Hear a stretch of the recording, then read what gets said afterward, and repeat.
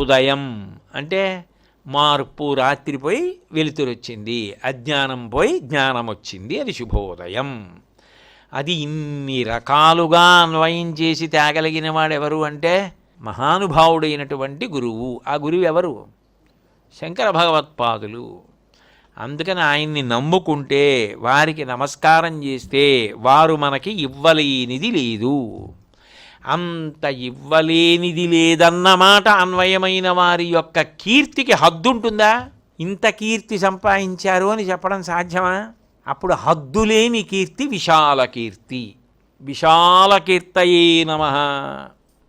అప్పుడు ఎందుకని విశాల కీర్తి అంటే, ఆయన మీకు అక్కరకు వచ్చారు కానండి, మాకు అక్కడికి రాలేదు, మేము ఆయన ఉద్ధరించడానికి యోగ్యమైన వారము కాకుండా పోయాం అని అనడానికి అవకాశం శంకరాచార్యులు వారు ఇవ్వరు.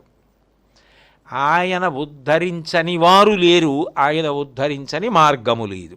ఎందుకని అంటే, ఆయన విశాల కీర్తి ద్వారా ఒక్క ఈ లోకాన్ని కాదు, అన్ని లోకములకు హితం చేశారు.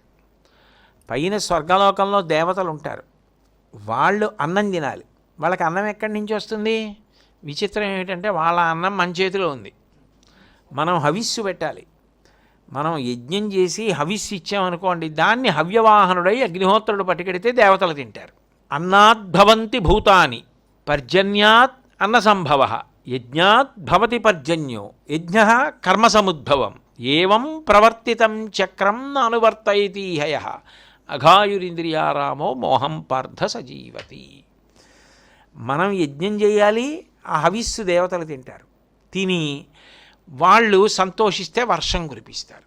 ఎందుకని? వర్షం కురిసిందనుకోండి అన్నం దొరుకుతుంది. అన్నం దొరికిందనుకోండి సృష్టి, స్థితి, లయ మూడు జరుగుతాయి. అన్నమే శుక్రశోణితములుగా మారుతుంది. ఆ రెండో కలయిక చేత సృష్టి జరుగుతుంది. కడుపులు నిండి శక్తి కలిగి స్థితి, మనుషులు బలంగా నిలబడతారు. కాబట్టి ఇన్నిటికీ కారణమైనది ఏది? వర్షం. ఆ వర్షాన్ని దేవతలు కురిపిస్తారు. ఇప్పుడు మళ్ళీ పాడి పంట, మనం ఏం చేస్తాం? మళ్ళీ హోమం చేస్తాం, మళ్ళీ దేవతలు తింటారు, మళ్ళీ వర్షం కురిపిస్తారు, మళ్ళీ పాడి పంట. అంటే ఇదొక ధర్మచక్రం.